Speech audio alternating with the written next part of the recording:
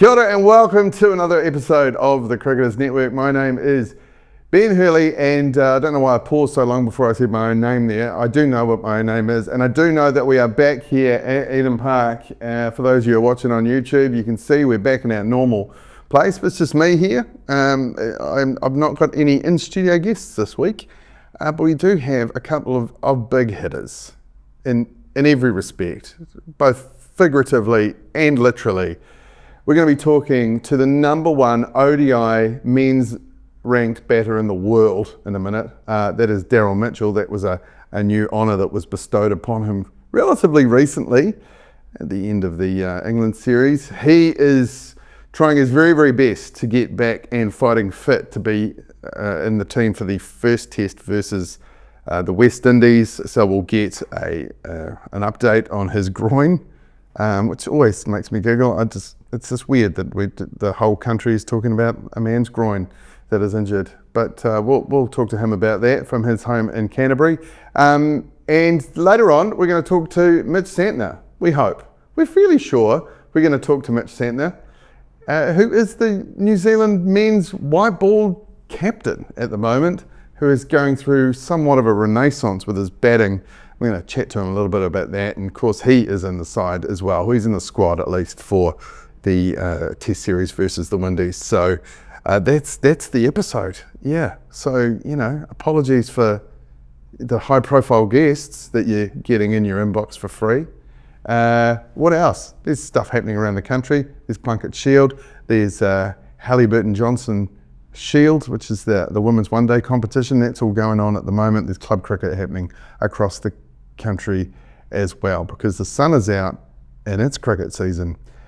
You also may have seen one of the biggest talked about things in the world of New Zealand cricket at the moment is the prospect of a franchise T20 tournament here in New Zealand. The working title, I believe, is NZ20, and we're going to chat to the players about that. They're very excited, and it would be nice for us to catch up to the rest of the world and revamp the old T20 competition here in New Zealand. Anyway, we'll chat to them now. So here we are, me chatting now to Daryl Mitchell. Okay, I'm going to assume he's talking to us from his house in Canterbury because he's injured and trying very, very hard to get back for the first test. He is currently ranked number one in the world for ODI batting, also number 8 in tests. That seemed to have slipped by a few people as well. For the first time, please welcome to the Cricketers Network, Daryl Mitchell. Daryl, how are you? Hey, Ben. Yeah, nice to be on the Cricketers Network, and good to see you working your magic. Yeah, thank you, mate. That's very nice.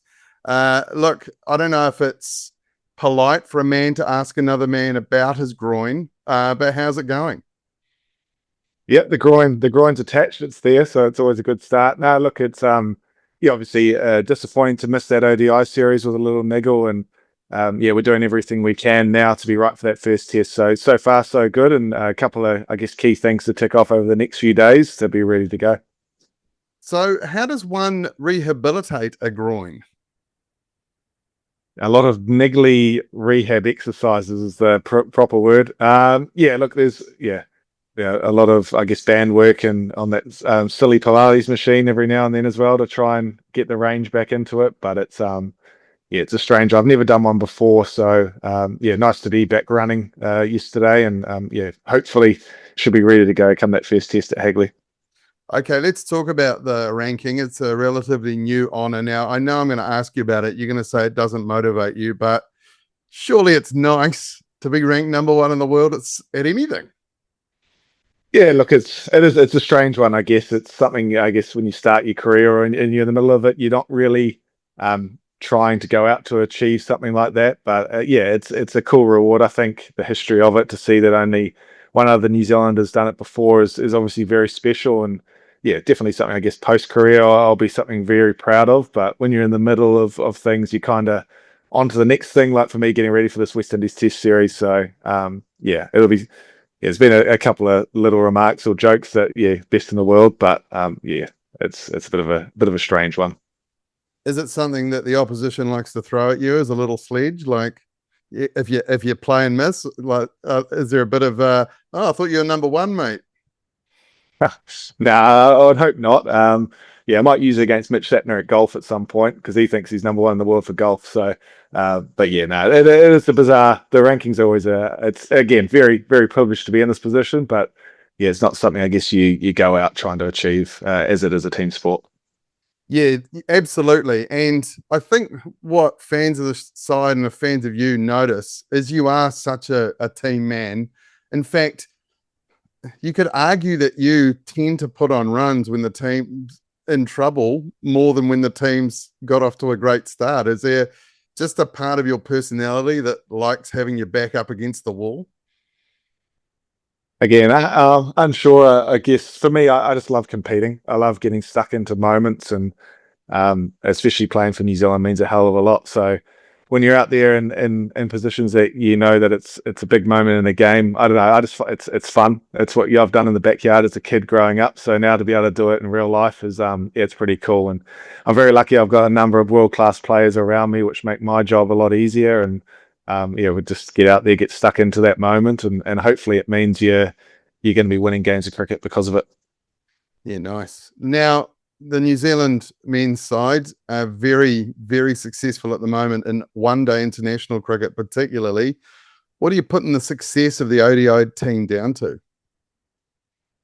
Yeah, look, I guess we've done it for a long time now as an ODI team, and you think, yeah, 2019, 2023, 2015 as well, where it was sort of in the mix come all those tournaments, and we seem to have found a blueprint, especially at home in New Zealand, that's working for us, and yeah, winning a lot of games, a lot of series. But I think it's with about a lot of partnerships that we're building, and with the ball, the boys being relentless up top, taking wickets and keep putting them under pressure. So although I guess the outcomes look really cool, we're winning. We're doing some really key things really well as a group that are helping us be in positions to win games. Right. So it's just a team effort. There's no strategy, that there's no philosophy necessarily that's winning out. No, look, there's a key way that we want to play our ODI cricket, and especially at home, you know that blueprint, but we can also adapt, I guess, to different conditions around the world, which is really important. But yeah, we're just a bunch of Kiwis going out there taking on the world and doing what we do, and you're very lucky to do that. Yeah, I think you've just summed up the philosophy just there. I think that's it perfectly. Look, it is our strongest format, but I feel like one day cricket, more than any of the other two formats, uh, is under scrutiny at the moment. Where do you see the future of ODI cricket? Do you think it's going to stick around? But that's probably for people above my pay grade to be answering those questions. But look, I think pinnacle events, World Cups are really cool to be a part of in ODI. I've only been part of one in India in 2023, and yeah, it's yeah, one of the coolest times of your career playing in those ones. So I really hope they're around for a long time to come. The nature of the schedule now is it's very busy. We're playing 11, 12 months of the year and spending a majority of that away from home. So it's something we'll have to give at some point, and I'm not sure how you can fit all three formats and franchise cricket into all those windows, but it's going to have to be really clear with how they operate to do those, to as players allow us to play as much as we can to keep entertaining, I guess, the fans, but also making it something that fans want to watch. And yeah, again, I don't know how they do that, but I'll leave that for them to decide. Yeah, okay, fair enough. Now, I made a slight faux pas a few weeks ago where I suggested to your teammate Jimmy Neesham that you may have given up the bowling. What I really meant was that you don't focus as much on it, and he pointed out that both of those things are untrue.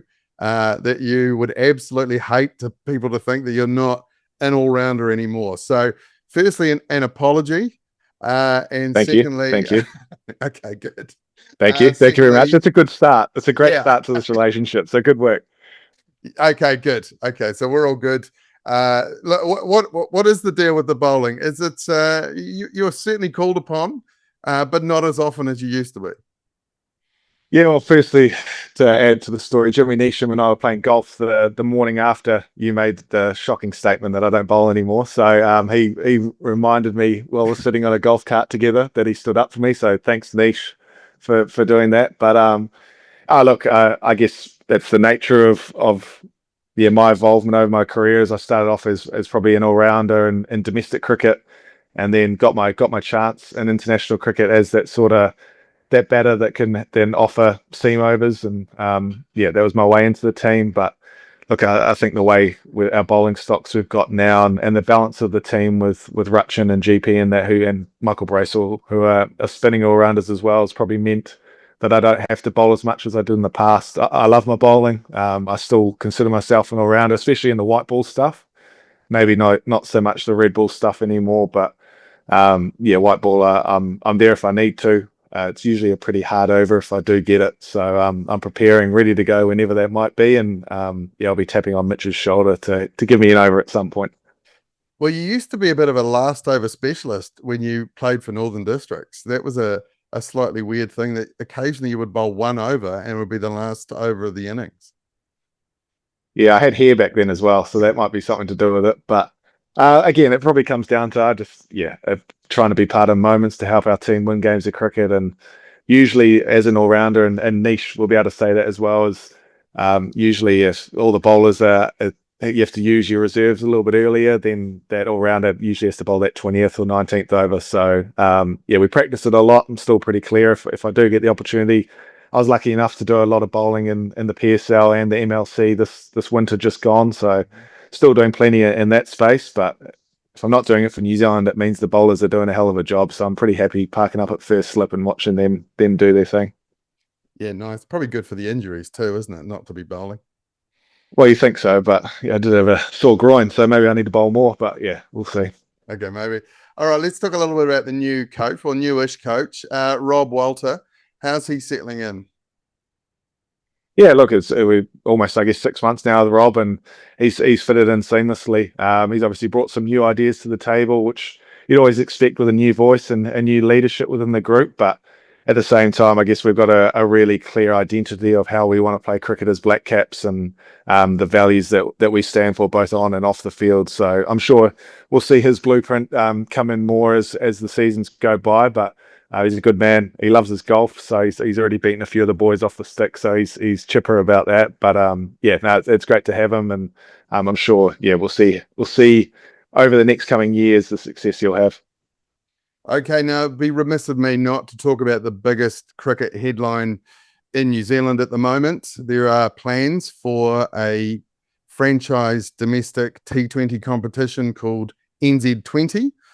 What are your views as one of the sort of marquee home players about a franchise tournament here in Aotearoa?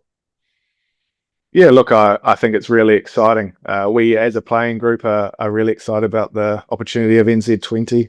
We think the growth that it will bring here in the game in this country would be amazing. To think that we are probably the only major test playing nation that doesn't have a franchise tournament is something that needs to happen. It needs to, I guess, continue to help grow the game, not only for us international players, but for domestic players and for the next generation of Kiwis that want to play cricket. I think, to be aligned with franchises and understand that world is only going to help make not only our own domestic players better, but our New Zealand team as well. So I think it's a great concept, and I'm really looking forward to see it happening. Yeah, I mean, there's been talks that maybe we don't have the population base. Do you think we can make it work? Look, you can only need to see how much Kiwis love sport and love cricket in New Zealand. I think, if you can have city against city taking on each other and you watch the Kiwis get behind NZ20, it's going to be a short 4-week tournament over January. I just think it's a great concept. It's going to help improve infrastructures around the country as well, and better grounds, better crowds. We've already got the most beautiful grounds in the country, so to see them full and to see world-class players coming over as well. I remember when I was a kid, I guess starting out, HRV Cup is what it was called then. We'd get overseas players and the likes of Chris Jordan and Ben Lachlan and those guys when I was 19, 18. The knowledge that they passed on to me was invaluable at that time, and I think it's something that with franchise cricket and NZ20, you learn so much that for them to be able to come, the likes of, imagine a Phil Salt or someone like that coming into our environment and helping teach the next lot of opening batters, I think it can only help in that sense as well. So yeah, it should be pretty cool. Yeah, I agree. I think it's a very, very exciting idea, and It'd just be nice to catch up to the rest of the world in that way as well. Let's move on. Let's talk about the test series. You're desperately trying to be fit for that first test. You have been named in the squad. The West Indies look pretty handy. Some very handy bowlers in that side. What can we expect, you reckon, from this series? Yeah, look, they've got, like you say, their bowling attack's very good. They've always traditionally, West Indies have been very, very quick, and I guess our bouncy fast pitches are going to suit that as well. So as a batsman, it's going to be a great challenge. Really looking forward to that. But I'm also just excited to get into some Test cricket as well now. We obviously had those couple of tests in Zimbabwe, but apart from that, it's been a little while since we played Test cricket as a group. So yeah, looking forward to getting that black cap back on again and getting stuck into the lights. And I know as a group we love Test cricket. It means a hell of a lot to us. So yeah, it should be good fun. Yeah, and if you could make it last more than 2 days, because look, I was really going to look forward to sitting down and watching the Ashes on Sunday, and there was no cricket at all. So if you could maybe eke it out for the weekend, that would be really great. Yeah, that's probably more on the grounds than on us, but I'm sure Hagley Oval will be nice. It's always a beautiful pitch there, so it'll be nice, fast and bouncy, and it should be great viewing. But yeah, that Ashes was a good watch as well, wasn't it? Those 2 days, that's for sure. Yeah, it felt like you were watching the highlights the whole time. It was in fast forward, definitely. It was. Oh well, yes. Of course, the Hagley Oval pitch, fast and bouncy, and I think incredibly well suited to Daryl Mitchell's bowling. So yeah, good luck. Yeah, maybe not this test, but yeah, we'll see. I'll catch them for the first flip. Thank you so much for joining us, and best of luck. So go well. Cheers. Thanks for having me. All right, thanks, Daz. I mean, I'm never totally comfortable calling cricketers by their nicknames, but when I talked to him on the face talking situation on the internet there, it did come up as Daz, so I'm going to go with I'm comfortable with that. Okay, I was just checking with producer Den to see if he agreed. He did. He's given me the thumbs up. Okay. Right, well, let's go straight into it, shall we? This hasn't happened yet when I'm recording this, so I'm very much hoping it is going to happen. Here is me chatting to Mitch Santner. Okay, coming in deep from the Waikato is the captain of the New Zealand men's white ball cricket teams. That's right. It's an absolute pleasure to have on the Cricketers Network for the first time, hopefully of many. It's Mitch Santner. Welcome to the Cricketers Network, Mitch. Hey, mate, how are you? Yeah, really good. Thanks very much for joining us. Now, look, there's lots happening in your world. Obviously, there's, white ball series and a lot of success. But let's deal with the most important thing first. How's the golf game? That's a great question. Golf's good. Sun's out, can't complain. That's what I've kind of credited my batting to golf, so I've thrown that out there with the coach. So the reason I'm getting runs is because we play more golf. So we're getting around the country playing a lot, so can't complain at all. Okay, so there's a particular coach of the of the English men's cricket team who puts a lot of his preparation down to golf. Is this a sort of baseball type philosophy? I mind it. The more golf, the better, in my eyes. I guess with the schedules and stuff, they've been quite close together. So I think days in between games is either like a rest day or a get out of cricket day, and that's golf for me and a lot of the other boys, to be fair. So let's talk about the batting, because a lot of people are talking about it. I don't think anyone who knows their cricket and knows you as a player had any doubt that you had it in you. In fact, did you know this week is the 6th anniversary of your maiden test ton against England at the Mount? So it's always been there, but what do you reckon has been the secret sauce lately? Is it purely just the fact you're hitting a little white ball a lot, and so a red ball doesn't seem that much harder? Or a bigger white ball? Or a slightly bigger white ball? Yeah. Well, I'll keep putting down to golf, but that's probably not the case. But yeah, I guess it's one of those things where you bat kind of middle to lower order. You either come in when the team needs you, or you've got kind of potentially 2 overs to try ding it. So yeah, I've had a few more opportunities in the last kind of few series. I guess batting 7 in the ODI team as well, and we've gone with the 4 quicks. You know, I usually hide at 8. Still like to hide at 8, but yeah, there's just probably just more opportunity, and I've actually got a really good bat at the moment. So I think if that breaks, I might retire. Okay, so it's just down to the bat. I see. Yeah, I because think it is nothing to do with me. they do say that you've been working on your batting. Is there any truth to that? And how does one work on their batting? Is it just like more time in the nets? What is it? Yeah, I guess that's the being an all-rounder. I guess you try juggle a bit of everything. You know, you've only got limited time in the net, so I guess, especially if we've been playing a lot of cricket, I tend to not bowl too much before games, so I just kind of bat a little bit easier. So yeah, I think there's definitely a bit more time trying to bat anyway. Overseas, had I guess a few more opportunities, whether it's been franchise or you know, not to have a bat as well. So getting a bit of a roll on, I think it's one of those things where the more you kind of do it, you get a bit of a rhythm, and you can kind of you know, you can kind of succeed, or you know, you have a bit of a process. Whereas if you're batting once every kind of 2 weeks, it's a bit hard to get a bit of a roll. Okay, so just sort of getting your 10,000 hours maybe. But you mentioned franchise cricket. You know, you do play at a few around the world, and a lot of different coaches, a lot of different batting coaches. Do you pick up like a little bit of something from each one, or is it a case of maybe too many cooks in the kitchen? I don't know. It must be difficult with a lot of different perspectives coming at you all the time. Yeah, I guess you kind of, the older you get, that you get more of an understanding of how you want to operate, what it looks like, what your batting looks like, and I think, you know, it can be one of those things where you get a lot of information. You try to do everything all at once, and it can kind of cook you a little bit. So yeah, I think it's, you know, taking snippets from coaches. Like you said, there's obviously a lot going around now in different franchise, and just trying to see what works, play with it, see what works, and if it does, great. And if it doesn't, maybe try something else. But I think it's one of those things. Same with bowling, is you kind of get a lot of information. You try, you know, work it out yourself a little bit, see what kind of works for you. Yeah, I guess we haven't really talked about your bowling at all because it's always just so consistent.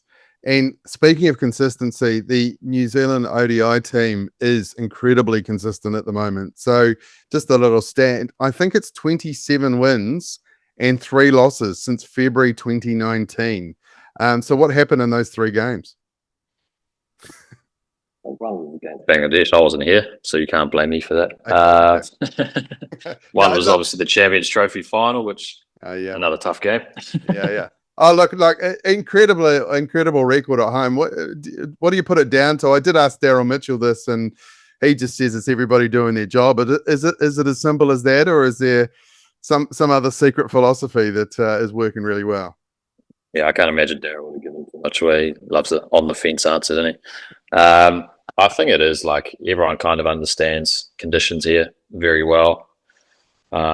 Especially, I guess the last 2 series has been, you know, 4 quicks and a 1 spinner, and the spinner's job is just to dot up an end where the quicks do their work. But I think the luxury we've had at the moment in the last kind of few years is the depth. You know, we've seen different guys coming in straight away and standing up.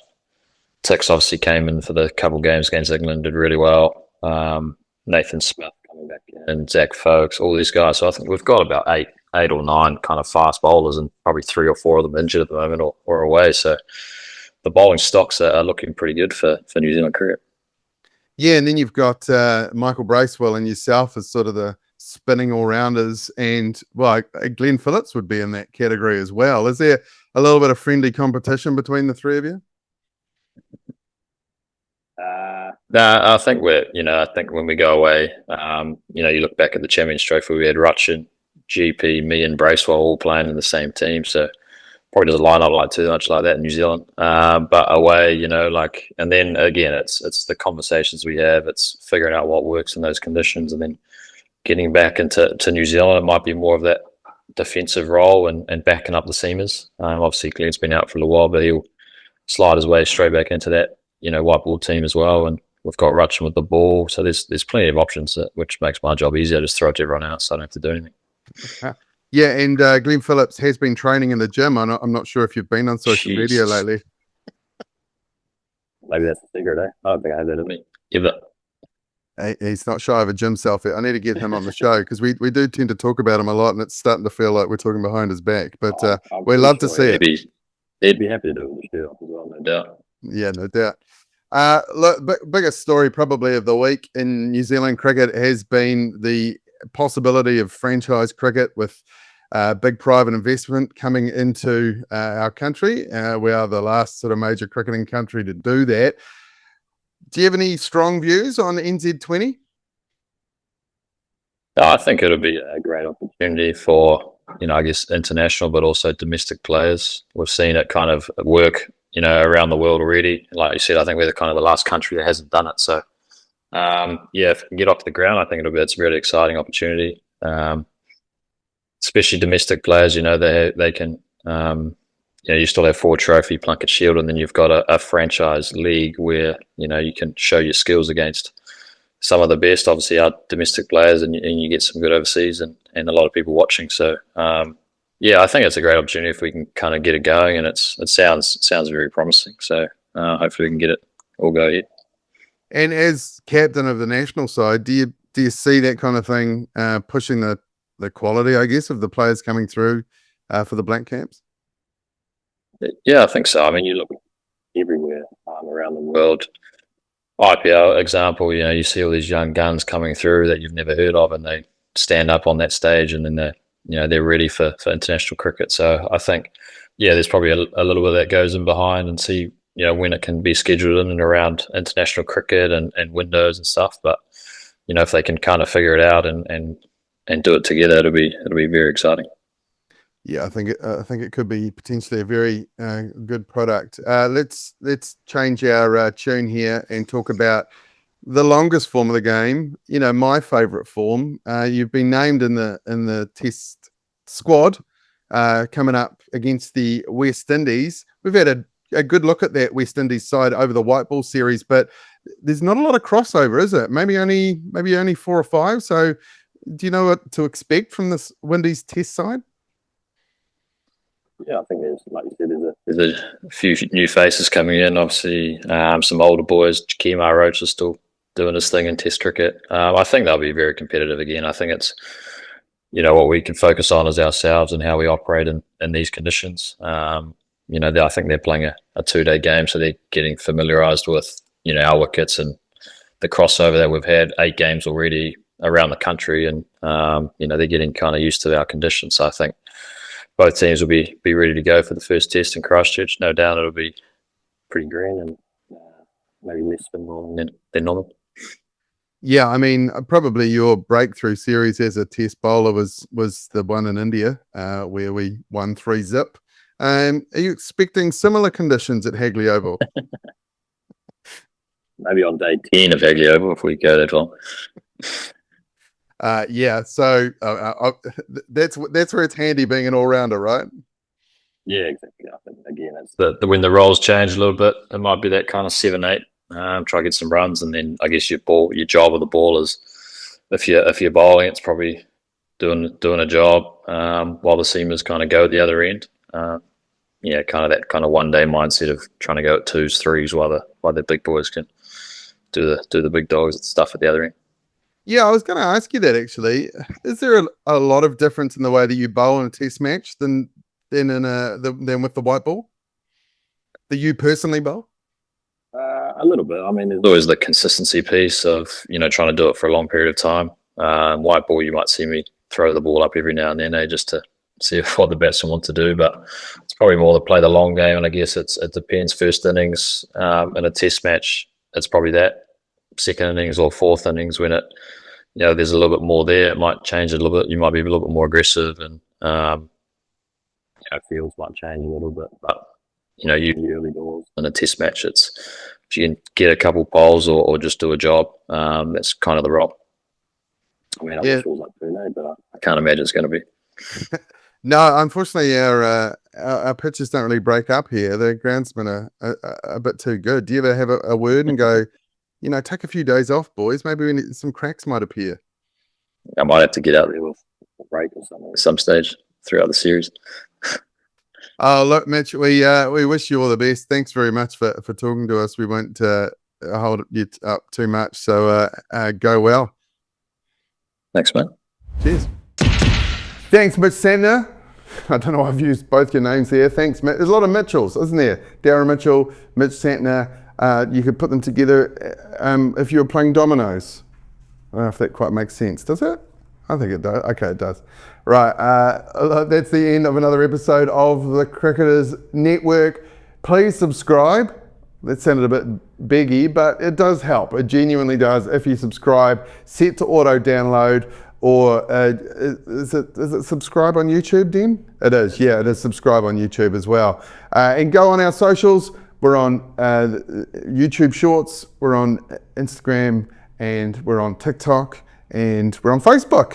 You can go and catch just little clips of the show on there, and probably some other content too coming soon. Until next week, we'll catch you right here.